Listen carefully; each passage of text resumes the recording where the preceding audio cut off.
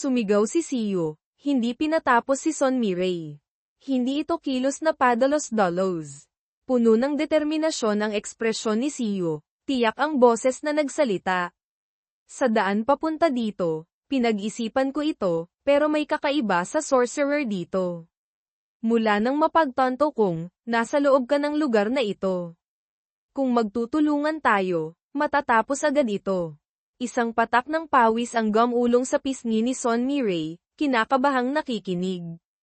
Ngunit sa halip na gawin iyon, patuloy ni Siyo, pagkatapos naming ma-neutralize ni Yu Shinjae ang isang panig, isa pang sorcerer ang lumitaw na parang naghihintay.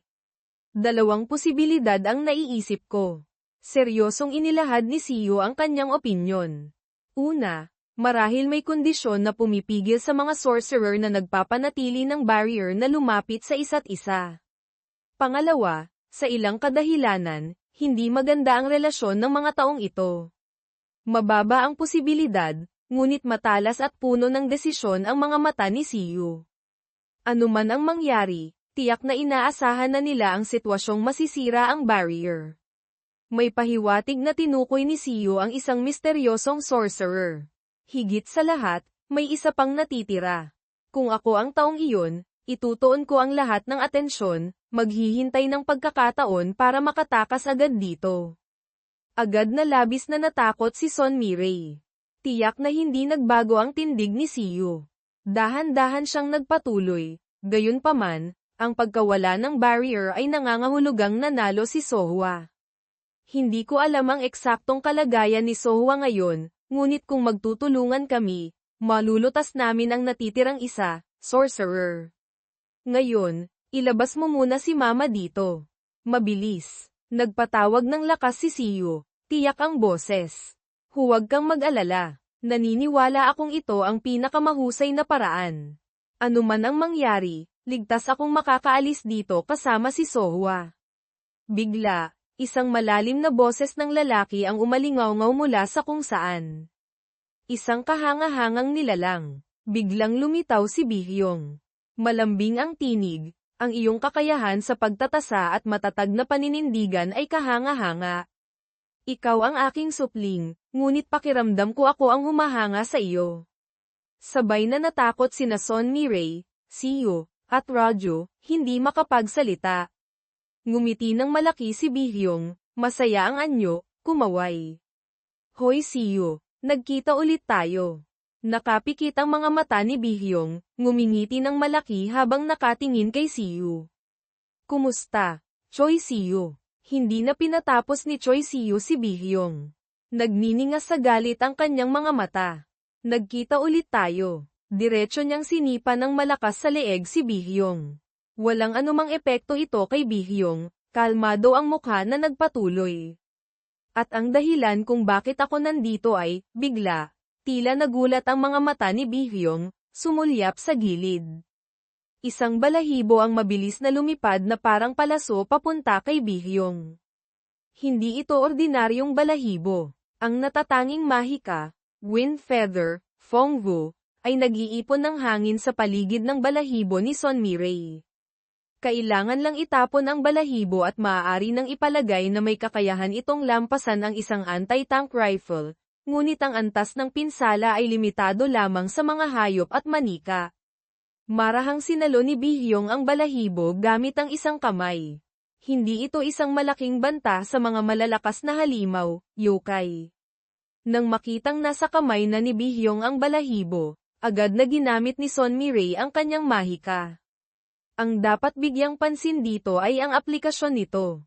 Tulad ng windmill na nag-iipon ng hangin para lumikha ng enerhiya, ang gumagamit na sanay sa wind feather magic ay maaaring mag-imbak ng lakas ng hanging naipon sa loob ng balahibo.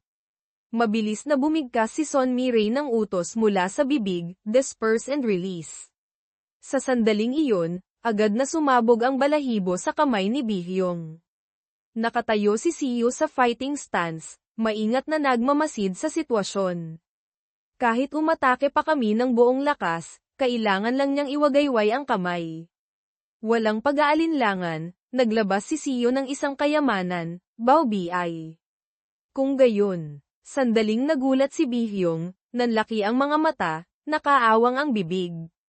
Seryoso ang mukha ni Siyo. Nagpatawag ng isang malakas na kidlat na pana, Muay Turn SMC.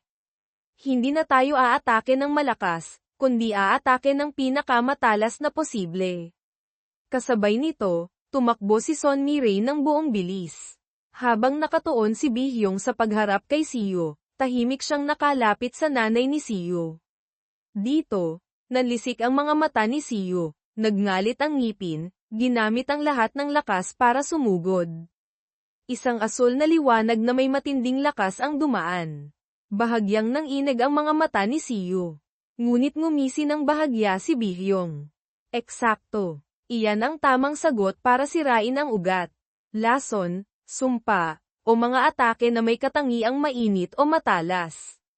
Kalmado hanggang sa nakakakilabot ang mukha ni Bihyong, hinaharangan ang atake ni Siyo gamit ang isang kamay. Siyempre, kung kaya mo akong tamaan sa simula pa lang. Tiningnan niya si Siyo ng malamig, ginamit ang lakas. Para baliin ang braso nito. Si Son Mirei, na nasa gilid at nasaksihan ang buong pangyayari, ay nanginginig sa takot. Naging mabigat ang paghinga ni Siyo, napaluhod sa sakit. Kahit alam pa kung paano gamitin ang banal na enerhiya, hindi mahalaga kung paano ito nakuha, ngunit ang pagkontrol at epektibong paggamit nito ay ibang usapan. Ang kamay ni Bihyong, na puno ng sariwang dugo ni Siyo, ay sumulyap kay Son Mirei ng may paghamak. Totoo nga, malaki ang impluwensya ng dugo. Agad na naging alerto si Son Mirei. Ang goblin na umatake kay Siyo ngayon ay si Bihyong. Lumalim ang kunot sa noo ni Son Mirei, ang kanyang mga mata ay malambot ngunit puno ng determinasyon. Mas mabuting huwag kang lumapit. Humigpit ang hawak niya sa mga balahibo, nagbabanta. Ang mga balahibong ilalabas ko ngayon ay mangangailangan ng higit sa isang kamay para harapin. Bahagyang kinamot ni Bihyong ang ulo, pilit na ngumiti, nagkunwaring nag-iingat. Sige, ang wind feather na itinapon mo kanina ay sapat ng kahanga-hanga. Hindi ko akalaing mapipigilan ko ito gamit lang ang pisikal na lakas. Ngunit, ang kaibigan mo, Siyo, ay nasa kalagayan ngayon na hindi mo maibubuhos ang buong lakas mo, tama? Ang mga salitang ito ni Bihyong ay agad na nagpatigil kay Son Mirei, natigilan. Biglang dumilim ang mukha ni Bihyong, hindi mahulaan ang ekspresyon. Sa sandaling ibuhos mo ang buong lakas mo, hindi lang ako, kundi lahat ng nasa paligid ay madudurog. Kahit paano makaligtas si Choi Siyo. Itinoon ni Bihyong ang atensyon sa nanay ni Siyo. Ngunit kapag dala mo ang pabigat na iyan, ang wind feather ay hindi angkop na mahika. Biglang nagbago ang mukha ni Bihyong, masayang ngumiti. Gayunpaman, natutuwa akong pumunta dito para tulungan kayong dalawa. Kumunat ang noo niya, bahagyang ngumiti ng mahinahon. Dahil sa atake ni Choi Siyo, lahat ay naging hindi pagkakaunawaan. TSK, kahit mukha akong kainahinala, dapat man lang tinanong nyo kung bakit ako pumunta dito, di ba? Lumingon si Bihyong kay Siyo na hirap na bumabangon. Ang isang suntok siguro ay nakatulong para kumalma ka ng kaunti, ano? Nagkunwaring mahinahon si Bihyong, casual na nagpatuloy. Sa totoo lang, hindi ko inaasahang makikita-kitang muli ng ganito kaaga. Pero lumampas na sila sa limitasyon. Alam kong magiging medyo magulo ngayon. Akala ko'y sa akin sila magtutuon ng pansin. Dahan-daang inilahad ni Bihyong ang kanyang plano. Sa katunayan, nag-iwan pa nga ako ng ilang bakas na maaaring magturo sa kinaroroonan ko. Ngunit hindi ko alam kung dahil sa katamaran o kapabayaan, ikaw ang sinundan nila, hindi ako. Kung alam ko lang na magiging ganito, siguro mas tahimik akong lumapit. Kasalanan ko. Pasensya na. Mga butil ng pawis ang tumulo sa mukha ni Siyo, humihingal at hirap na nagsalita. Hindi ka pumunta dito para lang makipag-usap ng ganito. Diretso ring sumagot si Bihyong. Oo, sinabi ko na kanina. Nandito ako para tulungan kayong dalawa. Tama ka, Choi Siyo. Naging seryoso ang mukha ni Bihyong, kalmadong nagsalita. Hindi ako sigurado kung paano nasira ang barrier, ngunit magiging mahirap umalis dito ng ligtas kahit isa na lang ang natitirang sorcerer. Marahil papunta na sila dito. Nang marinig ito, sabay na namutla sina Siyo at Son Mirei, nakatikom ang bibig. Tanging si Bihyong ang nanatiling kalmado, walang tigil sa pagsasalita. Sinabi ko na. Nagdala pa sila ng isang swordsman na may kakayahang hulihin ako para habulin ka. Ang mga natitirang sorcerer ay hindi dapat makarating dito. Hindi pa tumitigil doon, nagbunyag pa si Bihyong. Mayroon pang 2 yangmo na maaaring magsanib para gayahin ang isang sorcerer. Hindi ito pagmamalabis, sila ang puwersang kayang protektahan ang soul. Tinitingnan ang lungsod na tahimik pa ring gumagana, nagsalita si Bihyong. Sa madaling salita, ngayong gabi, kahit mabaligtad pa ang buong lungsod na ito, ang paghuli sa iyo ang pangunahing prioridad. Habang nagsasalita, sumulyap siya kay Son Mirei.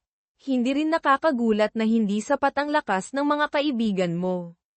Ang mga hukom, manshin, ay tiyak na nagpadala dito ng mga piling tauhan nila.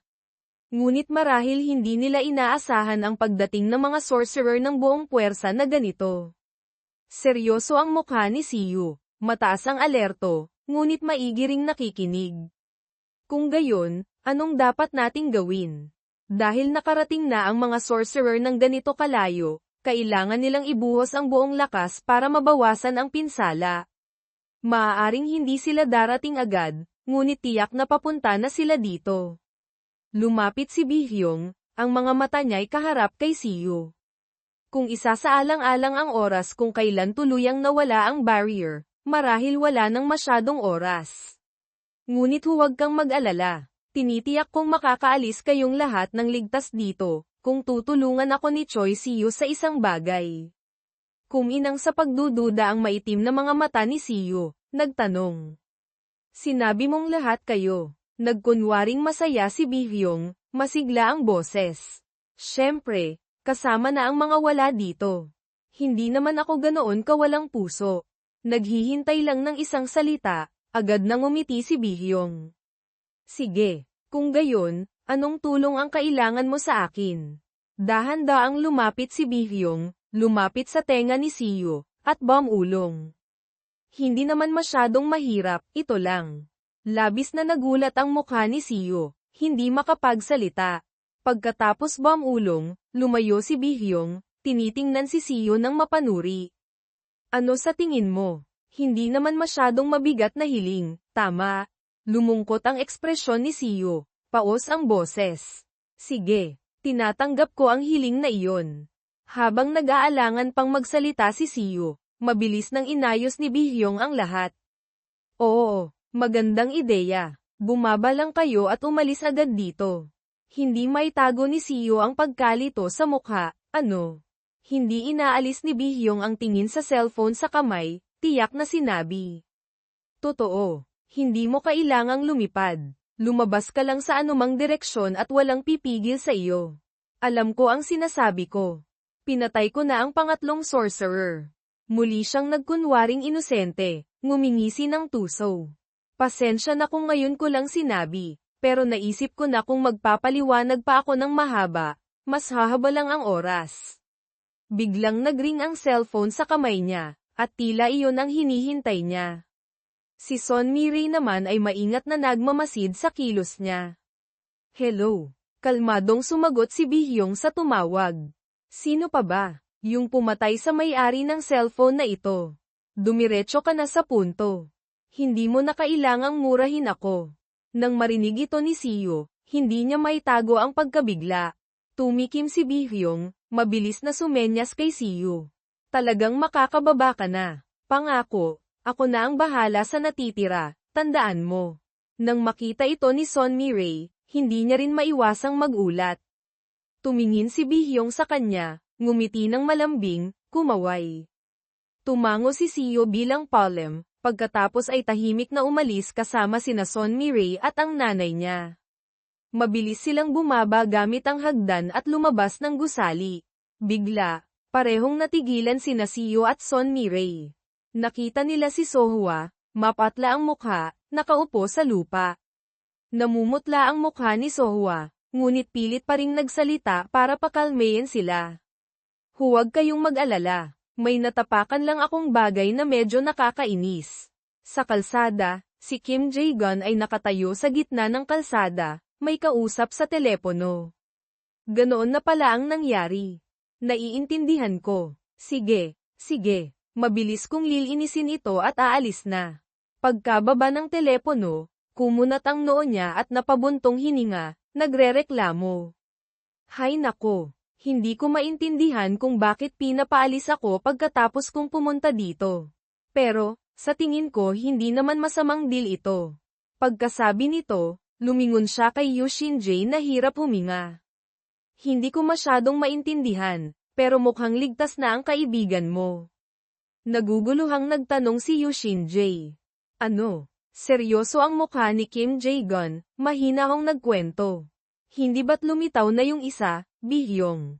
Personal siyang pumunta dito at sinabing nahuli ko na ang kalaban. Nandito ako. Tinitingnan si Yu Shin-jae na nakatayo, halos walang buhay. Mukhang pinatay niya si Bihyong. Tila may kalituhan dito, baka sigaon ang tinutukoy. Huwag kang tumulala lang dyan at tumitig na parang ganyan. May dahilan ang lahat. Dahan-daang itinaas ni Kim Jae-gun ang kanyang malaki at mabigat na espada gamit ang isang kamay. Kung gayon, sa harap ng iyong nagugulat na mga mata, kailangan nating tapusin ito. Walang pag-aalinlangan, pinutol ni Kim Jae-gun ang sarili niyang braso. Labis na nataranta si Yu Shin-jae, pinagpawisan, nauutal. Titiyo, anong ginagawa nyo? Bakit nyo, walang emosyon si Kim Jae-gun, kalmadong paalala. Yu Shin-jae, huwag kang magingay at mautal ng ganyan. Kailangan kong gawin ito para hindi ako masisi na hindi kita nahuli, apo. Kahit bumalik pa ako, malamang makakarinig pa rin ako ng ilang reklamo. Nang marinig ang mga salitang ito, bahagyang nanginig ang mga mata ni Yu Shin-jae. Ngunit mas magiging madali ang lahat kung babalik ka mamaya kapag sinabi ng mga tao na tinalo ni Kim Yu Shin-jae si Kim Jae-gun, tama. Patuloy pa rin si Kim Jae-gun sa pagsasalita. Alam mo, sa huli, sa mundong ito, ang malakas ang laging nananalo. Kahit magalit pa agad ang matanda, Manshin, sa kaibuturan niya, lihim siyang matutuwa kung sasabihin kong nanalo ka. Sa huli, kapag bumalik ka tulad ng dati, isang bagay ang sigurado, lihim akong magiging proud. Yumuko si Yu Shin-jae, bumubulong ang bibig. Tiyo, hindi binigyan ng pagkakataon ni Kim Jae-gun si Yu Shin-jae na magpahayag. Pinutol niya ito. Siyempre, kung babalik ka man o hindi, nasa iyo ang desisyon. Ngunit personal, mayroon akong isang hiling. Dahil umalis ka na sa pamilya, gawin mo na ang anumang gusto mo. Kahit papaano, ay enjoy mo ang buhay na karapat-dapat sa braso na ito, okay? Naiintindihan mo ba? Ang mga huling paalala ay binigkas kasabay ng pagtalikod at pag-alis ni Kim Jae-gun. Iyon lang ang tanging hiling ko. Isang linggo makalipas, isang magandang araw, may puting ulap at gininto ang sikat ng araw. Lumipas na ang isang linggo mula noon. Magkakasamang namimili ang grupo sa supermarket. Sa unang tingin, walang gaanong nagbago sa mundo. Si Son Mi-rae ay nakatutok sa cellphone, nag-iisip. Gayunpaman, bigla niyang nakita ang isang batang babae sa tabi niya na nakatitig sa kanya. Kumaway si Son Mi-rae, ngumiti ng malaki. Ngunit biglang sumugod ang ina ng bata at niyakap ito. Malinaw na naramdaman ni Son Mi-rae ang pag-iingat sa mga mata ng ina. Ang nagbago ay hindi ang mundo, kundi ang mga tao. Bahagya siyang yumuko, hindi alam ang sasabihin. Madali lang intindihin. Hindi tulad namin, wala silang alam na anumang impormasyon tungkol sa mga kaguluhan kamakailan. Naalala niya ang mga mababangis na goblin noon, ang paglitaw ng goblin na si Bihyong, isang kalamidad na tinatawag na kadiliman, o marahil ang mga kalamidad na dinala niya sa kasaysayan. Ang madugong tanawin noon, tila walang pangyayaring kasing laki ng kalamidad na nangyari noong nakaraang linggo, ngunit magkaiba lang ito sa laki. Sa katunayan, patuloy pa rin itong nangyayari. Ibinaba niya ang kamay na may hawak na cellphone. Ang mga tao ngayon ay maaaring bahagyang nakakaramdam na may isang bagay na hindi binabanggit ng media, pulisya, o gobyerno na nagbabanta sa kanilang buhay. Tinitingnan ang papalayo na likod ng babaeng karga ang anak. Iyon ay isang nakakasakal at malabong pakiramdam na nagpapanatili sa kanilang laging takot at kaba. Magpahinga ka muna, mahinang sabi ni Manshin, nakatayo at nakasandal sa tungkod. Wala namang kailangang gawin kamakailan na nangangailangan sa inyo. Tungkol sa kay Choi Siyo, mas mabuting manatili kayo sa tabi niya. Medyo nagulat sina Son Mi-rae at Jo Yurang nang marinig ang sinabi niya.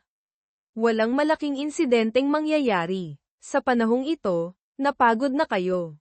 Magpahinga na kayo ngayon. Yumuko si Son Mi-rae, bakas ang pag-aalala, ngunit naisip, opo. Karaniwan, masaya ako, iniisip ang payapang tanawin ng lungsod, ngunit ngayon, pakiramdam ko'y labis akong walang magawa dahil hindi ko alam kung anong nangyayari. Kung nagtatrabaho pa rin ako bilang tagapagbalita para sa hukom, Manshin, kahit papaano malalaman ko kung anong nangyayari. Biglang may tumawag na pumutol sa kanyang pag-iisip. Tumingin si Son Mi-rae sa babaeng kamakaway papalapit. Ngunit marahil ang dahilan kung bakit hindi pa rin ako nawawalan ng pag-asa. Kumaway ng mataas ang nanay ni Siyo, nagtatanong. Ang aga mo namang namili mag-isa.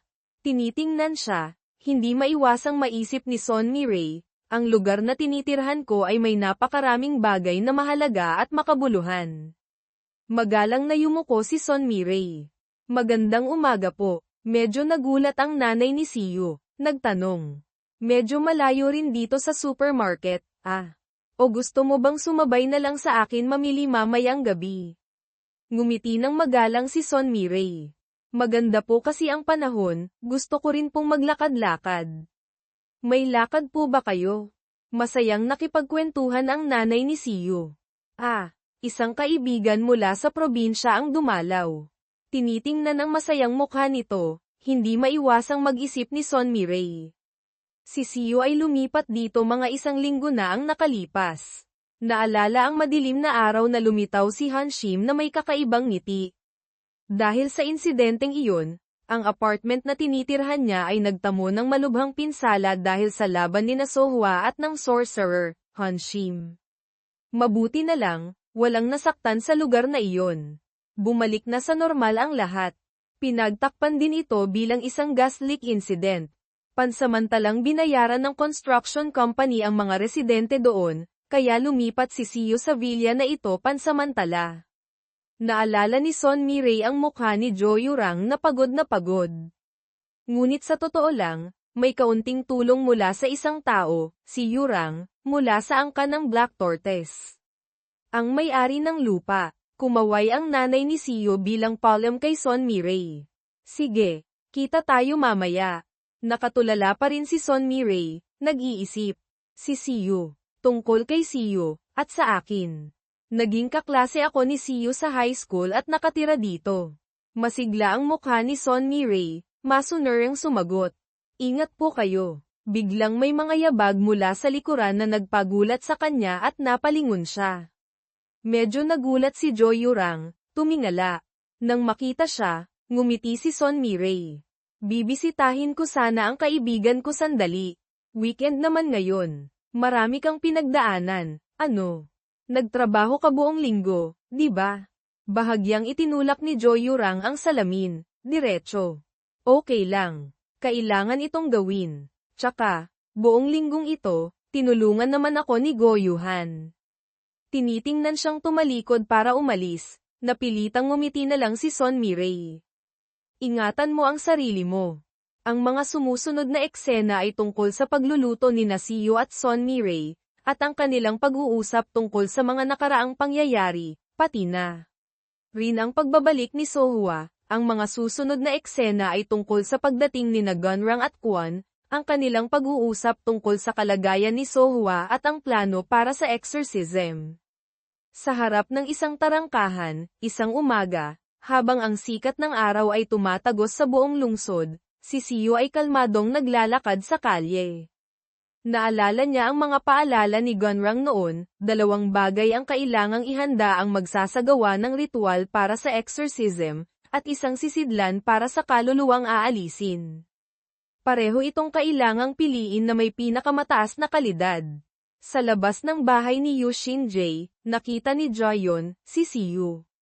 Isang bag ang nahulog mula sa kamay ni Joyeon. Hinigpitan niya ang mga kamao, nanginginig ang katawan sa galit. Ang lakas ng loob mo. Mabilis na napansin ni Siyu at lumingon para bumati. Oh, hello. Nagkita na tayo ng ilang beses, di ba? Kamag-anak ka ni Yu Shinjae. Agad na sumipa si Joyeon diretso sa mukha ni Siyu. Kumunat ang noo niya, nagngangalit ang ngipin, bakas ang galit. Hindi nakaiwas si Siyu, tumamba siya paatras. Matalim ang mga mata ni Joyeon, nagbabala. Huwag kang magbiro, hindi ako ordinaryong yokai. Kahit may kalahating dugong tao, may dignidad pa rin ako. Anong karapatan mong magpakita dito? Nanatiling tahimik si Siyu, hindi nagsasalita, marahang pinunasan ang dugo sa bibig. Yumuko si Siyu, bakas ang pagsisisi. Alam mo ba kung gaano kalaking gulo ang idinulot mo sa master?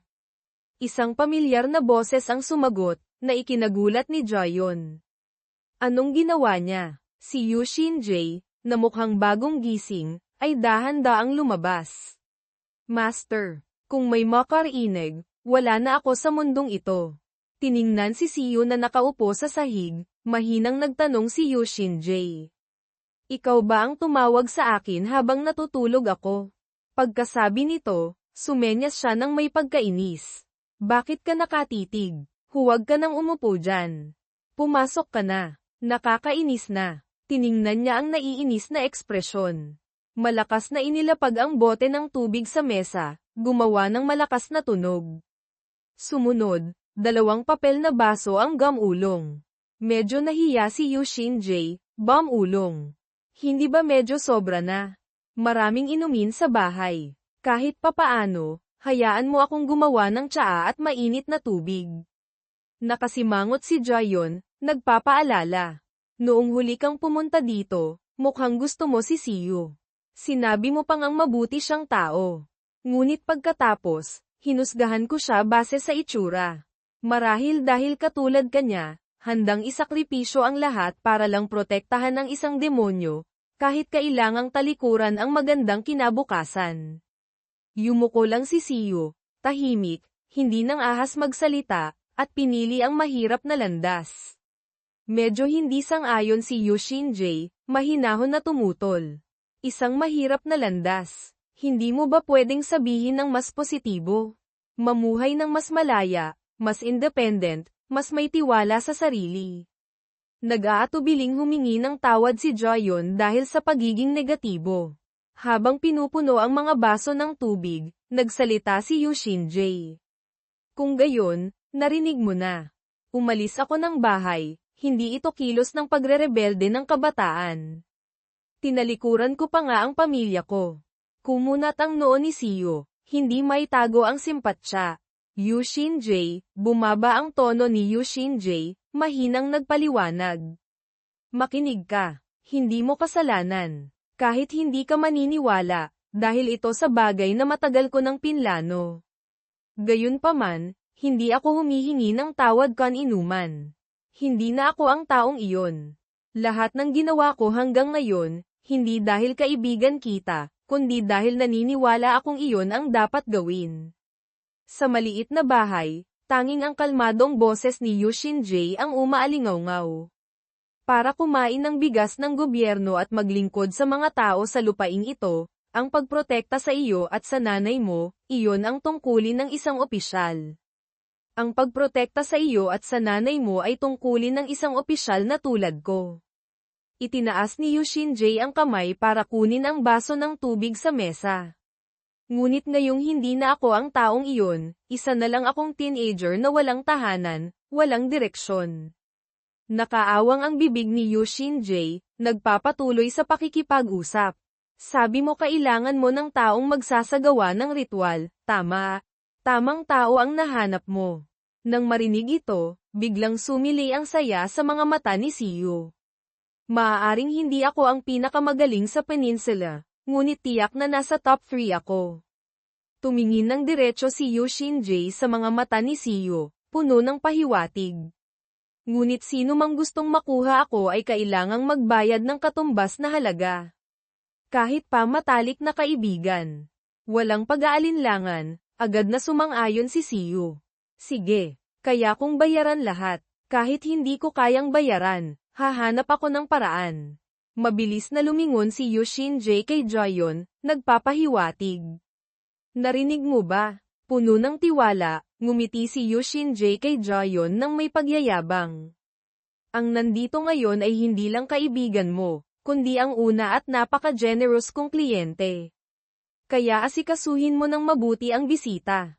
Kumunat ang noo ni Jaeyon, puno ng pagkalito, ngunit hindi nagsalita. Pagkatapos ay huminga siya ng malalim, tila sumusuko. Nagpatuloy si Yu Shinjae sa pangunahing paksa ng usapan.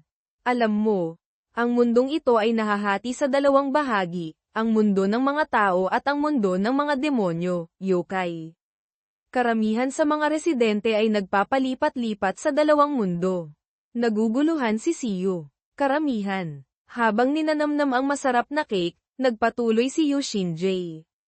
Oo, ang ibig kong sabihin, ang mundo ng tao at demonyo ay parang dalawang kontinente na lumulutang sa karagatan, at sa pagitan nito, maraming maliliit na mundo na parang mga isla. Pagkatapos nguyain ang matamis na cake, hindi nakalimutang sabihin ni Yu Shinjae, ilang tao at yokai ang naninirahan doon. Ang mga islang iyon ay mga uncharted territories, walang batas ng modernong lipunan o pamamahala ng Demon King. Unti-unting ibinunyag ni Yu Shinjae kay Siyo. Marahil narinig mo na sila sa mga alamat, mga lugar kung saan may matatayog at magagandang bundok, mga lugar tulad ng Peach Blossom Land kung saan naninirahan ang mga immortal, sa itaas ng mga kabundukan. Pagkatapos ay lumitaw ang tanawin ng malawak na karagatan. O ang Dragon Palace kasama ang mga dakilang lungsod at kaharian sa ilalim ng dagat. Nanlaki ang mga mata ni Siyo. Humanga. Ang dami palang lugar na ganyan. Mahinahon at mabagal na sumagot si Yu Shinjae. Hindi naman. Karamihan sa mga ito ay napakaliit, kasing laki lang ng isang bayan. Mayroon pa ngang kasing liit ng isang shopping center. Walang tigil na nagkwento si Yu Shinjae kay Siyo. Lahat ng naninirahan doon ay may pinag-aralan, ang mga elitista ng mundong ito. Tungkol sa mga yokai, marami ang dating mga hari ng sinaunang yokai, ngunit hindi na sila interesado sa mga karaniwang ritual. Tungkol naman sa mga tao, may mga nagkamit ng kaliwanagan, umakyat pa nga sa langit, tinalikuran ang makamundong buhay. Pinagpawisan si Siyo, hindi alam kung paano magre-react. Isang interesanteng kwento, ngunit anong kinalaman nito sa bayad sa serbisyo? Kalmadong humigop ng tsaa si Yu Shinjae, pagkatapos ay sumagot. Hindi mo kayang bayaran agad ngayon. Ngunit, sinabi mong hahanap ka ng paraan para magbayad. Inilapag ni Yu Shinjae ang tasa sa mesa at dumiretso sa punto. 2 araw mula ngayon, ang Dragon Palace, isa sa mga lugar na nabanggit ko, ay magdaraos ng isang piging para sa kaarawan ng bunsong prinsesa ng Dragon King. Mag-oorganisa sila ng isang maliit na martial arts tournament para sa parehong tao at yokai. Sa tabi ng dagat, kung saan ang mga alon ay sunod-sunod na humahampas, sa isang lugar sa silangang baybayin, si Gupa Run ay marahang tumuntong sa bato, ang mga kamay ay nasa likod. Walang emosyon si Gupa Run, bahagyang ngumiti, pagkatapos ay tumingala sa malayo, kung saan sa tuktok ng bundok ay may isang maliit na pavilion para magpahinga. Tahimik na pinagmamasdan ni na Yu Shinjae at Siyo ang tanawin. Narinig ang isang bati mula sa likuran, lumingon si Yu Shinjae. Maligayang pagdating, mga mahal na panauhin. Magalang na yumuko si Gupa Run, magalang na bumati. Ako si Gupa Run, ang katiwala ng East Sea Dragon Palace. Maaari niyo akong tawaging Ginanggo. Lubos akong nagpapasalamat sa inyong pagdalo sa piging para sa kaarawan ng prinsesa bilang kinatawan ng Spirit Water Bureau. Sumagot din ng may paggalang si Yushin-J.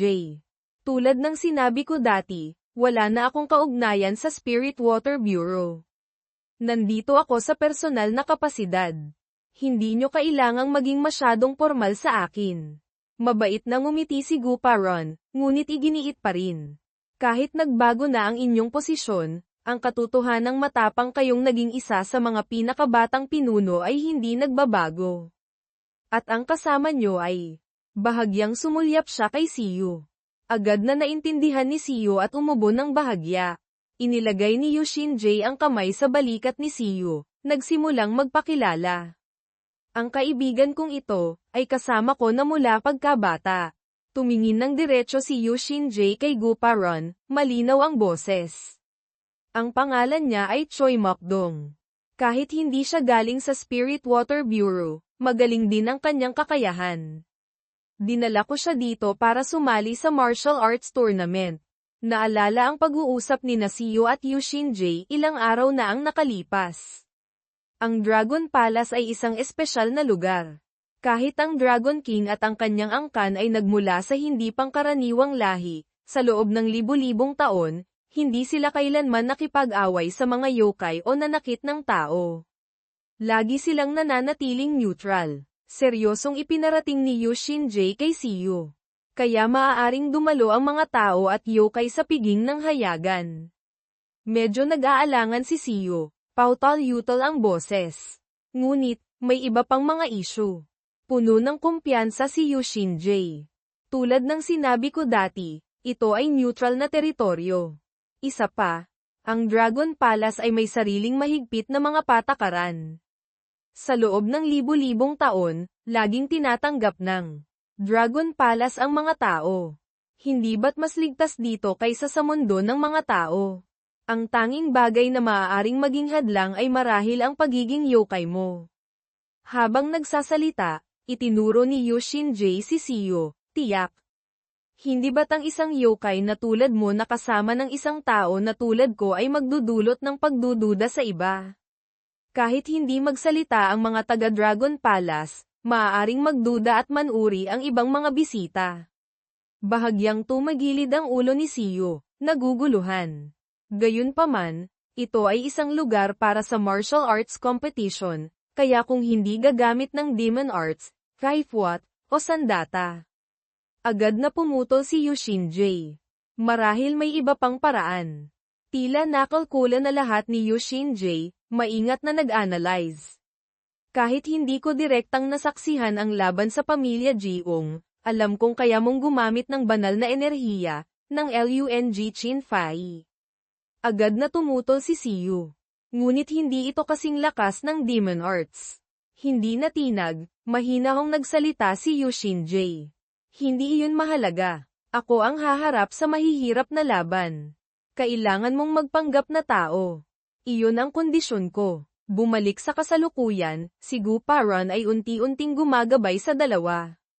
Bago ko kayo anyayahan sa palasyo, ipapaliwanag ko muna ng maikli ang tungkol sa paparating na martial arts competition. Pamilyar ang kanyang tono, malinaw na nagpapaliwanag. Tulad ng alam nyo, ang kompetisyon bukas ay idaraos bilang pagdiriwang sa kaarawan ng prinsesa. Ang kurtina ay itataas sa panahon ng piging, ngunit ang listahan ng mga martial artist at ang finals ay pagpapasyahan bago matapos ang piging. Kaya mahihirapan kaming isagawa ang lahat ng kompetisyon sa loob ng isang araw. Mabilis na naintindihan ni Yushin-J at nagtanong pabalik. Ang ibig niyong sabihin, kailangan naming lampasan ang qualifying round. Muling yumuko si Guparon ng magalang. Tama po. Paumanhin kung magdudulot ito ng abala, ngunit ang bilang ng mga kalahok ay lumampas sa inaasahan ng Dragon Palace. Dalawang itim na jade tablet, NGOC Bai, ang lumitaw sa harap ni Siyo at Yushin-J. Ang jade tablet na ibinigay namin sa inyo ay gagamitin bilang personal na entry board. Sa loob ng 2 araw na pananatili nyo dito, ipapaalam din sa amin ng jade tablet ang inyong lokasyon at kondisyon. Ang atensyon ay napunta sa misteryosong itim na jade tablet na lumulutang sa ere. Kapag hinawakan nyo ang jade tablet, magiging pag-aari nyo na ito, At patunay na rin iyon na naging kalahok na kayo sa martial arts competition. Nang marinig ang gamit ng Jade Tablet, biglang nag-alala si Siyo, sumulyap kay Yushinjay. Maaaring masukat ng Jade Tablet ang tinatayang dami ng ki ng may-ari, at mula doon, masukat ang antas ng cultivation.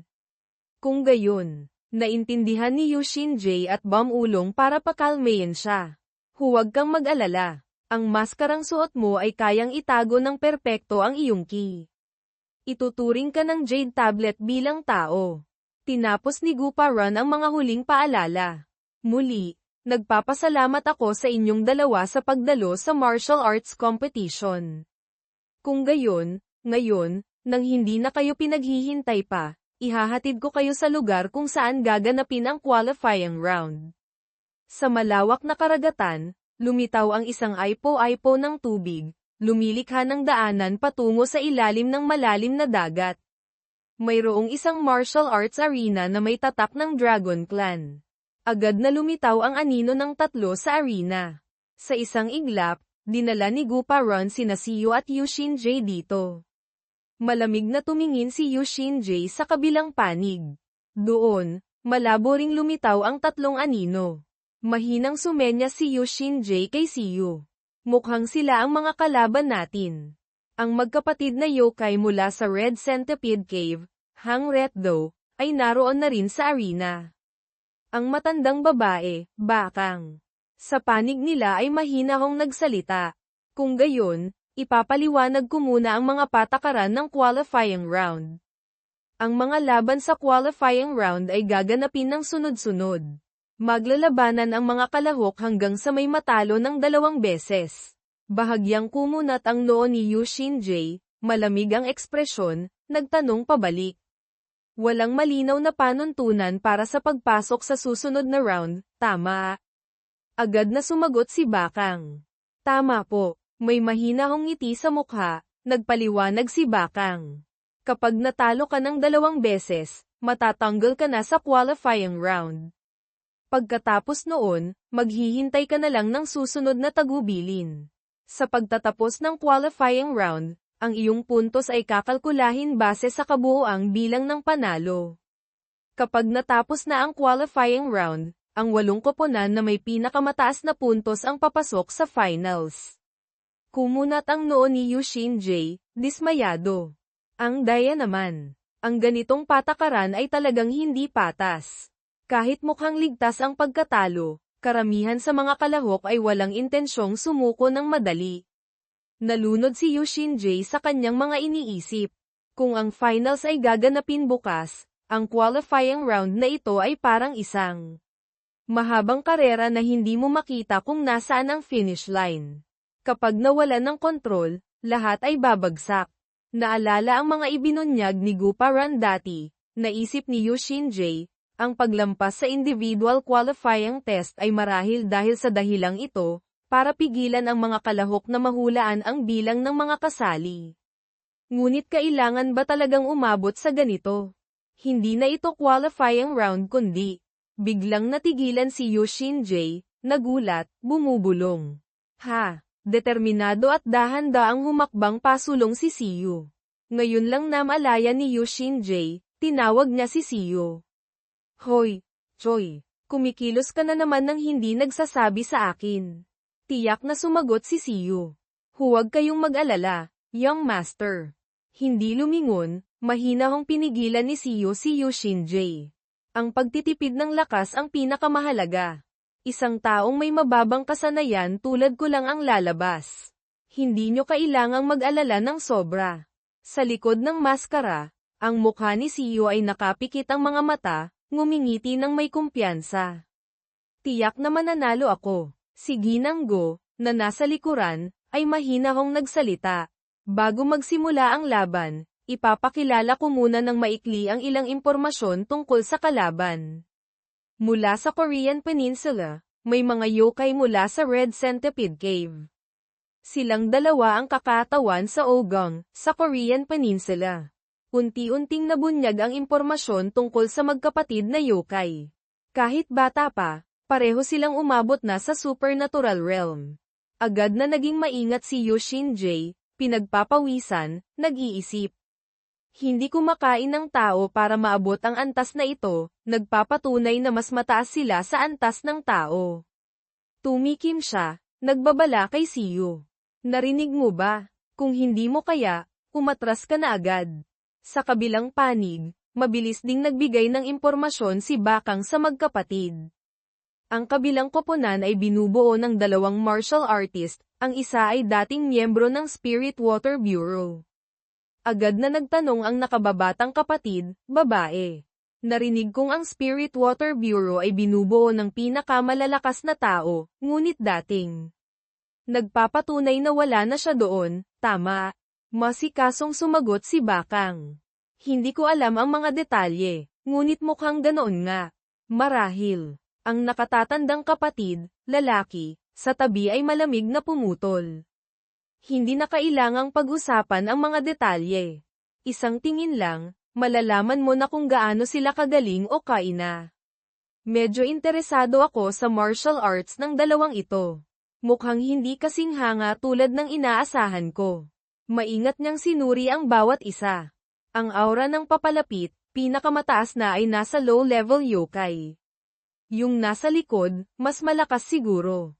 Pagkatapos, nagtanong pa siya kay Bakang. May tanong ako, kung mamatay ang kalaban bago matalo, kailangan ko bang managot? Walang pag-aalinlangan, diretso sumagot si Bakang. Hindi. Lahat ay kailangang maghanda para sa mga aksidenteng maaaring mangyari sa kompetisyon. Bahagyang ngumisi ang nakatatandang kapatid, mukhang mayabang. Piging na inorganisa sa Dragon Palace, ha? Lumakad siya pasulong, hindi nakalimutang sabihan ang kapatid. Danok, iwan mo na silang dalawa sa akin. Naguguluhang nagtanong ang kapatid na babae sa likuran. Bakit? Habang naglalakad, lumingon siya sa kapatid. Ang qualifying round ay may sunod-sunod na laban dahil hindi ito nangangailangan ng maraming lakas. Kaya kailangang patayin at kainin ang kalaban bago matalo para maging pinakamalakas hanggat maaari. Napapikit ang kapatid na babae, naguguluhan. Ano, kuya, ikaw ba? Pinakalma siya ng nakatatandang kapatid. Huwag kang mag-alala. Puno ng kumpiyansa ang mukha, ngumiti siya ng mayabang. Ito ang unang tao na matitikman ng kapatid ko. Siyempre, kailangang i-enjoy ng magkasama. Mabilis silang nagkaharap ni Siyu. Sumenyas ang lalaki gamit ang kamay, hinahamon si Siyu. Halika. Hindi alam ni Siyu kung anong ekspresyon ang ipapakita. Nagsimulang mag-ipon ng internal energy ang lalaki. Napakalakas ng loob mong ipakita ang iyong bata at mahinang mukha dito. Bilang nakatatanda, ako ang mauuna. Si Yu Shinjae, na nanunood sa likuran, ay napailing na lang at ngumiti ng mapait. Ang pagiging mayabang at agresibo ay hindi makakalutas ng problema. Atakihin ng mabilis bago matalo, ngunit si Choi Siyu ay hindi ang tipo na madaling sumunod sa plano. Noong nakaraan, kahit papaano, nang lumaban siya, ang kanyang instinct ay kahanga-hanga. Walang anumang kilos, biglang tumalon si Siyu. Mabilis siyang lumipad papunta sa lalaki. Nang makita ito, ngumisi ang lalaki. Si Yu Shinjae naman sa gilid ay hindi mapakali. Nasa harap na ng lalaki, nagpakawala ng suntok si Siyu. Mahigpit ang kamao ni Siyu, mabilis na tumama diretso sa mukha ng yokai. Hinawakan ng yokai ang kamao ni Siyu gamit ang isang kamay. Nanlaki ang mga mata ni Yu Shinjae, natakot. Yung kamay na yun, hindi kaya. Ang kabilang kamay ng yokai ay nag-ipon ng lakas sa dulo ng dalawang daliri. Unique technique, Earth Dragon Venom Musket. Itinutok niya ang atake papunta kay Siyu. Isang teknik na nilikha mula sa dalawang magkaibang variation. Ang alaala ng mapanganib na ahas na yokai ay biglang bumalik. Siguradong nakaharap na ng bata ang gumagamit ng lason. Dahil sa mapait na karanasang iyon, at sa impormasyon tungkol sa Ogang yokai, nahulaan niya ang kilos ng kalaban. At bago maging isang yokai, ang pinaghalong dugo ng goblin at ang kakayahan ng isang guardian. Mabilis at maliksi si Siyu, umiiwas sa atake ng kalaban. Isa siyang first-rate martial artist, sanay sa iba't ibang uri ng martial arts. Kuminang sa takot ang mga mata ng yokai. Marahil ito ang unang pagkakataong nakita ito ng lahat. Walang pag-aalinlangan, direktang sinipa ni Siyo ng malakas ang kalaban.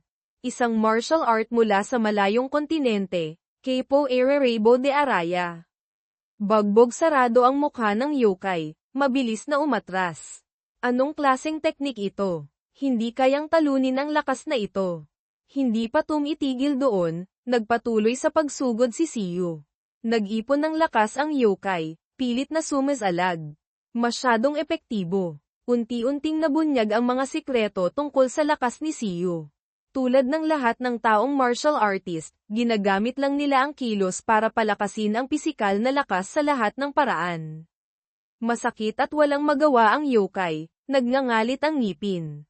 Isang malakas na suntok ang tumama diretso sa mukha ng kalaban galopant.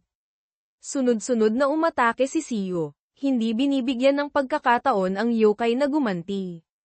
Ang kapatid na babae sa labas na nanonood ay hindi mapigil ang masabi, ano? Nataman niya si kuya ng 3 beses gamit ang teknik na iyon. Hindi inaalis ni Yu Shinjae ang tingin sa laban, lihim na natutuwa. Hindi masama, nakuha na ang lamang. Ang problema ay ang pagkakaiba sa lakas. Nalunod si Yu Shinjae sa kanyang mga iniisip. Ang ki na mayroon si Siyo ay nasa basic level pa lang. Dahil sa pagkakaibang ito, kahit 3 beses na siyang tumama, hindi niya pa rin kayang harapin ang malakas na destructive power ng kalaban ng sunod-sunod. Walang tigil na umatake si Siyo sa kalaban. Ang mga mata ng yokai ay puno na ng mga ugat na dugo, pilit na tinitiis. Hanggang kailan pa kaya tatagal ang mga kilos na ito? Isa pa, kung aatake siya ng 1 beses. Biglang namutla ang mukha ng yokai. Biglang lumitaw sa kamay ni Siyo ang isang matalim na espada. Pagkatapos, walang emosyon na nagsalita si Siyo. Kung gayon, hindi ka na matatamaan ng 4 na beses. Pagkasabi nito, isang mabilis at malinis na paalang na hiwa ang dumaan sa katawan ng yokai. Ang liwanag ay tumama diretso sa malaking bilog kung saan naroon ang 2 sa gitna. Si Tao Tai ay masakit na itinaas ang 2 kamay para protektahan ang ulo. Itinaas ni Siyo ang espada, handa nang humiwa pababa. Biglang nawala ang enerhiya. Ibinaba niya ang sandata, nakatayo ng tuwid sa harap niya. Si Tao Tai ay nanginginig sa sakit, hindi makapaniwala. Ano? Tiningnan ka niya, Tao Tai.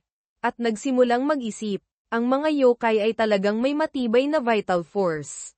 Kahit maaaring may pagkakaiba base sa lahi at pisikal na lakas, ang yokai pagkatapos matalo ay karaniwang kayang mag-regenerate ng malaking bahagi o halos buong katawan nila. Itinuro ni Siyo ang kamay sa ibabang bahagi ng katawan ni Tao Tai, na naputol. Gayunpaman, kahit sa mga yokai na may sobrang bilis na paghilom, may isang bahagi silang hindi kayang i-regenerate. Bawat patak ng dugo ay tumutulo sa ilalim ng kanyang paa. Iyon ang yokai stone, Yu Thatch. Ang kumikinang nalilang hiyas ay nasa madugong kamay ni Siyo. Para sa isang yokai, para itong pangalawang puso, hindi, mas higit pa doon. Si Tao Tai, duguan at namumutla, ay pilit na nagsalita. Ibalik mo yan. Kahit nanginginig siyang nagmamakaawa, tahimik lang na nag-isip si Siyo. Kahit mag-regenerate pa ito, babalik lang ito sa estado noong kapanganakan, at kailangang magsimulang muli ang yokai, sanayin muli ang lahat ng natutunan nila. Hirap siyang gumapang papunta sa paa ni Siyo, inaabot ang kamay. Ibalik mo yan. Ngunit hindi siya pinansin ni Siyo, tahimik na lumakad palayo. Ang kapatid na babae, Danok, ni Tao Tai, ay natarantang lumingon, nagtanong kay Guparon. Pwede ba talagang gawin yan? Kinuha niya ang yokai stone ng kuya ko. Anong kinalaman niyan sa tournament? Hindi inaasahan, ang sagot ni Siyo ang nagpatigil sa kanya. Maling tao ang tinatanong mo. Nakikita niya ang malakas na aura na nagmumula kay Siyo. Sa halip na sumunod ng mahigpit sa mga patakaran, may mas siguradong paraan. Kung gusto mong bawiin ang yokai stone ng kuya mo, Patayin mo ako, o talunin mo ako. Ganoon lang ka-simple. Pinagpawisan si Danok, kumunat ang noo, pinakikinggan ang bawat salita ni Siyo. Sinasabi ko ng maaga, gusto mo mang kunin ang katawan ko tapos kainin o kung anuman, wala akong problema. Si Gupa Ron, na nakatayo sa gilid at nakikinig sa usapan, ay namutla. Ano ito? Kung huhusgahan mula sa kakayahan ng lalaki, Siyo, walang espesyal. Ito ba ang antas ng isang taong martial artist? Nakatayo lang siya mula sa malayo, nagmamasid at nag-i-evaluate. Kung ang alagad ay nasa ganitong antas na, gaano pa kaya kalakas ang kanyang master? Matapos ang ilang sandaling pag-iisip, nagsalita siya, na nagpakaba kay Yushin J. Hindi naman basta-basta pinagkatiwalaan siya ng dating ministro at dinala dito. Nagtataglay siya ng pambihirang kakayahan sa martial arts. Naalala ang malagim na laban noon, hindi maiwasang manginig. Pambihirang kasanayan at instinct para malampasan ang malaking pagkakaiba sa enerhiya. Hindi lang iyon, nagpatuloy si Gupa Ron sa pagbanggit sa finishing move kanina. At ang pagpapanatili ng lakas hanggang sa huling sandali, at ang pagpapakalat ng enerhiya sa halip na i-focus ito, ay napakatalino rin. Kung nagpakita siya ng malakas na internal force mula pa sa simula, hindi siya mag-iiwan ng ganoong kalaking butas.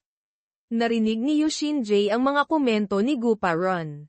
Sa tingin ko mula sa aura, mukhang hindi pa siya matagal na nagsasanay, ngunit tiyak sa hinaharap, kapag nakaipon na siya ng internal force, magiging napakalakas niya. Itinaas ni Yushin J ang kamay sa likod, hindi nag-atubiling sumagot. Wala iyon. Pilit siyang ngumiti, ngunit sa kaloob-looban ay labis siyang nag-aalala. May talento siya, pero ang pakikipaglaban sa kalaban na nasa ganoong kalibre ay mahirap din. Sa totoo lang, hindi ko akalain. Naalala niya ang kakaibang maskara na iyon at hindi alam kung anong sasabihin.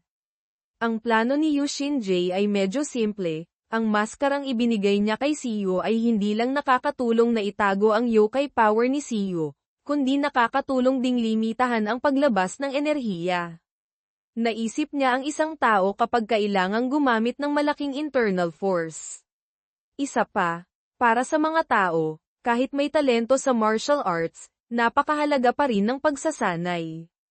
Ang mabilis na pagpapalakas ng internal force sa pamamagitan ng pangangaso tulad ng mga yokai ay halos imposible. Siya mismo ang nagkalkula ng mga hakbang sa isip.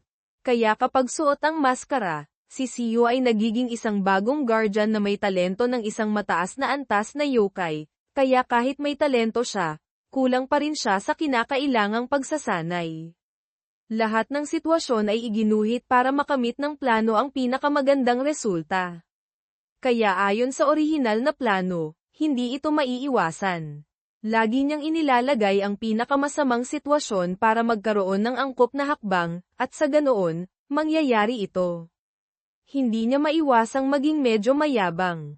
Sa kasong iyon, ako mismo ang magniningning habang inaalaw si Siyo. Pasensya na kung hindi ako gaanong nakatulong. Okay lang, normal lang naman, tinitingnan si Siyo na napapalibutan ng pagkadismaya at kadiliman. At simula pa lang ito, tama, mayroon ka pa ring walang hanggang potensyal para maging isang malakas na martial artist. Proud na itinuro ni Yushin J ang sarili, nag-e-encourage. Maniwala ka sa akin. Ituturo ko sa iyo ang lahat ng skills at martial arts secrets na alam ko. Magkasama tayong magtutulungan para makamit ang tagumpay. Si Siyo, na may halong emosyon at luha sa mata, ay tumingin sa kanya. Yushin J, pagkatapos, pareho silang nag-ipon ng lakas, nagkapit kamay, nagpapakita ng kanilang determinasyon. Ngunit sayang, isa lang itong pag-iisip, na nagpadismaya kay Yushin J. Tinakpan ang mukha. Ganoon ang plano ni Yushin J. Tinitingnan ang naguguluhang mukha ni Siyo kasama ang kumpiyansa sa mga mata ni Yushin J, maiintindihan natin. Sa katunayan, ang dahilan kung bakit kinumbinsi ni Yushin J si Siyo na sumali sa Dragon Palace Martial Arts Tournament ay hindi lamang para makipaglaban, kundi para baguhin ang direksyon ni Siyu. Lumitaw ang imahe ng dalawang kumikinang na hiyas, sumisimbolo sa yokai at sa dating guardian, parehong may sukdulang talento sa dalawang larangan. At higit sa lahat, pareho silang nasa maagang yugto pa lamang ng pag-unlad. Walang ekspresyon si Yu Shinjae, ngunit sa hindi namamalayan, inakala niya. Kaya naisip ni Yu Shinjae, paano kung alagaan ko ang talento ni Siyu sa martial arts? Napansin ang malaking pag-unlad, tulad ng mga usbong na tumutubo. Sa bagay, sa ngayon, hindi pa malinaw ang pagkakaiba sa pagitan ng dalawang talento. Hindi isinasaalang-alang ang kanyang kahanga-hangang pag-unlad, halos walang pinagkaiba. Ang pagkakaiba ay lalong nagiging malinaw, sa harap ng imahe ng dalawang puno. Kung may pagkakataon para palagwin ang pag-unlad na ito, marahil ang kanyang kakayahan sa martial arts ay mapipigilan ang kanyang yokai instinct. Siyempre, kung isasaalang-alang ang kanyang talento, hindi ito magiging malaking kawalan. Walang pakialam na tumingin si Yu Shinjae sa kawalan, nag-iisip. Sa bagay, kung gusto niyang maging yokai king para magkaroon ng lakas na protektahan ang mas maraming tao hanggat maaari. Kung iyon lang ang layunin, sa totoo lang, mas praktikal na maging isang tanyag na martial artist. Tinitingnan si Siyu na, nahihiya pa ring hawak ang baso ng tubig. Masyado siyang mabait, nakakasakit sa sarili. Kaya kailangang magdusa ng walang kabuluhan. Kahit may lakas na siyang protektahan ang lahat, ang tanging paraan lang ay maging yokai king.